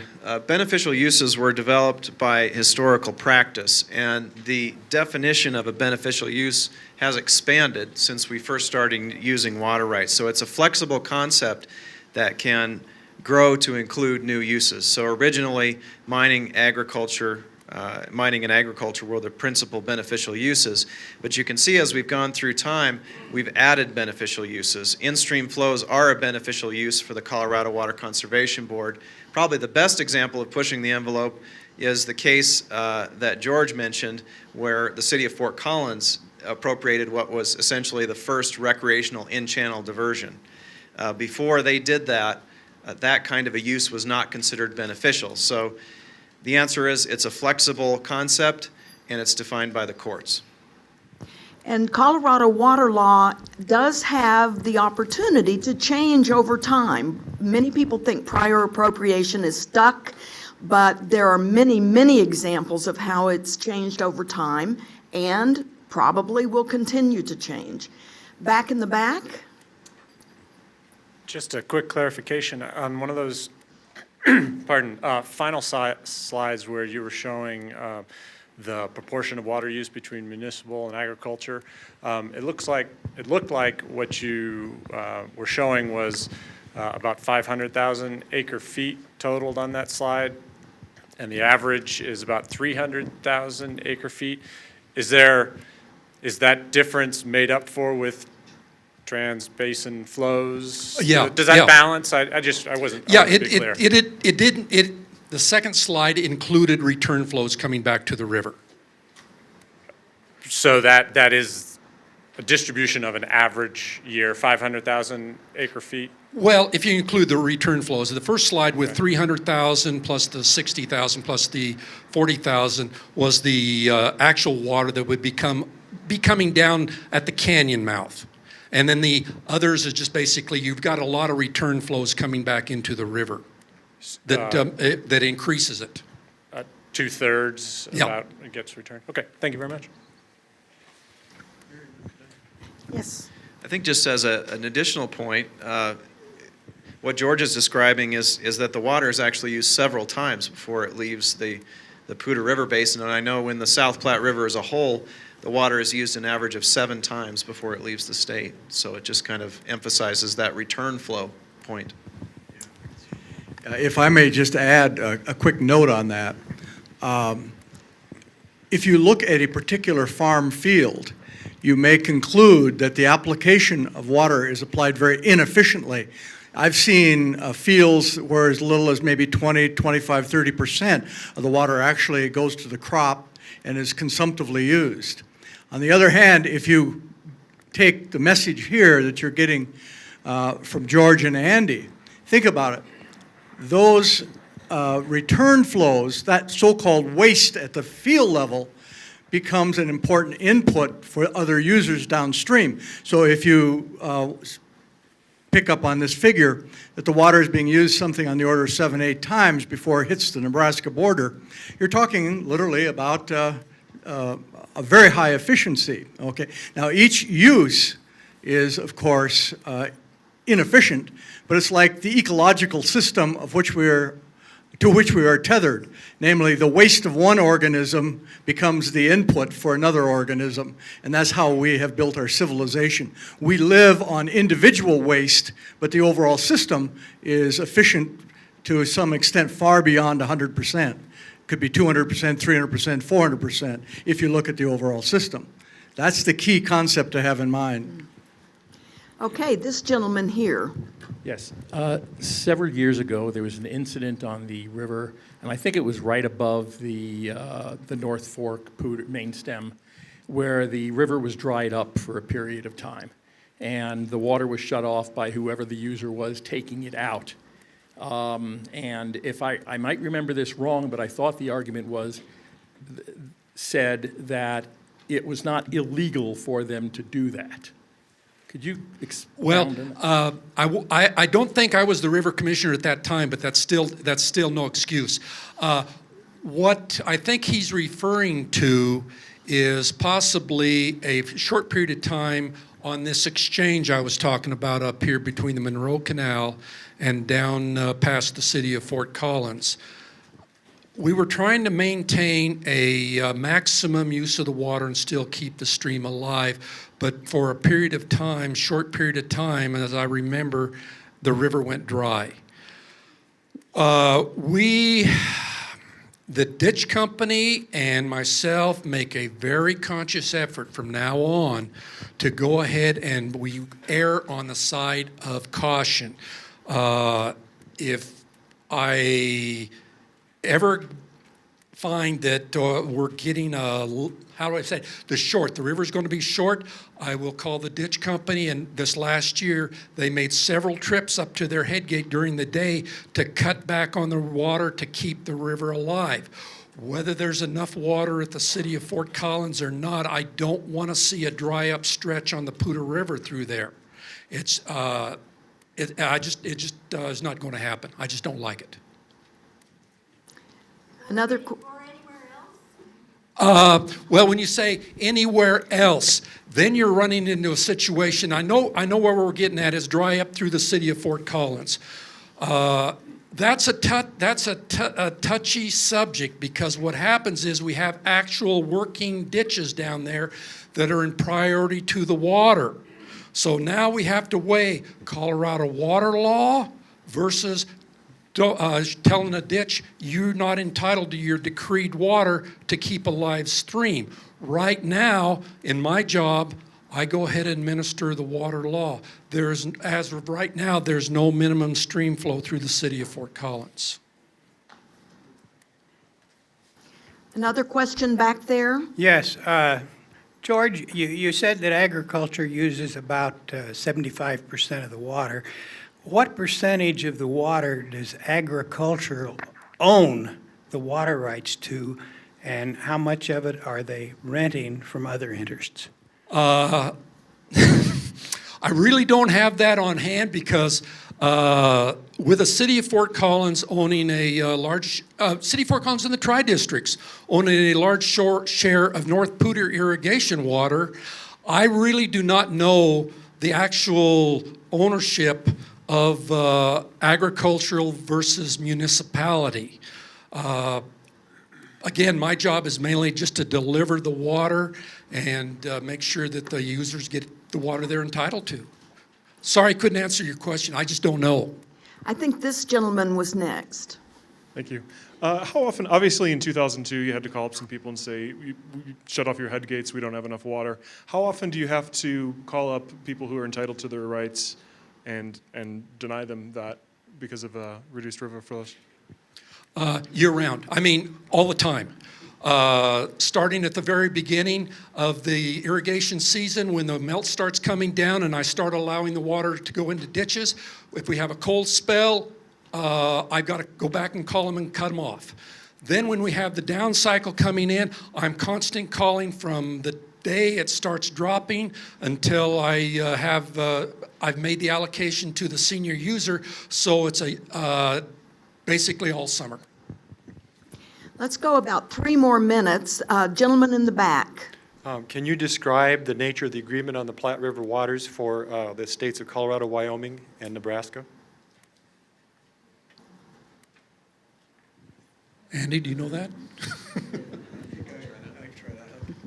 Okay, let me make sure that I understand the question. I believe I heard the question being, can I describe the impacts of Poudre River water on our compact requirement in the South Platte compact as between Nebraska and Colorado? Is that what I heard? Okay, here's what I think I can do with that question. All right, now there is a gauge at Julesburg, just downstream of Julesburg, right immediately prior to the Nebraska border. Okay, now when the readings at that gauge read 120 cubic feet per second or less, or I'll put it this way, if they meet the standard of 120 cubic feet per second or more, then we are in full compact compliance. Okay, now, what if the river should drop below that 120 cubic feet requirement? At that point, all priorities junior to June 14th, 1897 must get out of the river, okay? In other words, we have to protect 120 cubic feet per second to Nebraska. And right downstream from the Nebraska border is Western Mutual Company, Western Irrigation Canal country, okay? And those Nebraskans down there are very sensitive to any decline in flow at that gauge. So they're there watching. Nebraskans are continually coming up and looking at that gauge and coming upstream to see who might be in the river, who shouldn't be, okay? Now there's another river commissioner down there. George here covers the Poudre, but there's another commissioner down there, and he's sweating that gauge all the time. Now, it turns out that if you were a mutual company and you had a diversion priority more junior than June 14th, 97, you're probably out of business, okay? I mean, you probably did not make it through the 1930s. You're probably gone. But there are diverters out there who are very junior. They're well owners. There are people who put in agricultural wells, and those wells didn't go in until, the earliest ones went in the 1930s. Most of them went in the 1950s, 60s, okay? And so they're very junior. And it's intolerable under our administration of the law that a well should be making my fields green when I'm pumping on a very junior, say 1956 priority, and the person who's a surface water user is sitting over there watching his fields going brown, okay? So what that means is you got to shut down the wells. The wells have to get out of the river, and that's a big problem because when the river is low is just when you want to pump the well the hardest, okay? If I can't get water from my river commissioner out of the channel because it's down there below 120, that's when I want to switch on the well and save my crop. Okay, and hey, I'm into the banker big time, okay? My farm has been capitalized on wet year assumptions, okay? They never assume dry year assumptions when they give me my loan. They always assume wet year, okay? And so I'm struggling in order to pay my bills, all right? And I want that well on real bad. So therefore what I do is, guess what? I got to organize. I got to organize a well augmentation association so that we can pull water out of reservoirs. We can pull water out of whatever source, okay, in order to keep that river whole and cover the depletions of our wells, and then we can have our wells on during summertime, okay? So everybody's watching that 120 cubic feet per second standard, and the Poudre River is the #1 tributary to the Platte, period, okay? So that's the #1 source of keeping the water up down there at the gauge, all right? And other sources, obviously, but that's #1. Does that answer your question? We have time for one more question, and this woman right here, I think, is next. I sneaked one in, so if anybody else has a burning question, I'll yield. Can you speak a little louder, please? Yeah. Is there a prioritization of beneficial uses, and do you see that happening in the future? Our state constitution has a provision that states that municipal uses are favored over other uses. This provision has never been implemented, and as just a matter of speculation, those that I have talked to and been around feel like if it was implemented, it would be in the sense of condemnation. In other words, it wouldn't just be that the municipalities would take the water rights and use them, rather it would be that they would condemn them and pay the market price for those water rights. Beyond that, in an effective way, no, the beneficial uses are not prioritized beyond that little piece in the Constitution that's never been applied. So a recreational in-channel diversion is the same as agriculture or municipal, or any other use. Okay, I think since we're 5 minutes over, we need to stop. I want to thank all of you for coming. I would like each of you to fill out that evaluation, if you will, that's right in front of you. And as you leave, put it either at the cookies table, or if you are coming up here to see if you won one of the Colorado law books, you can leave them up here with us. I hope you will all come on March 10th, and do be sure to go to the university website to see educational materials that will give you more information. And thank you so very much for coming.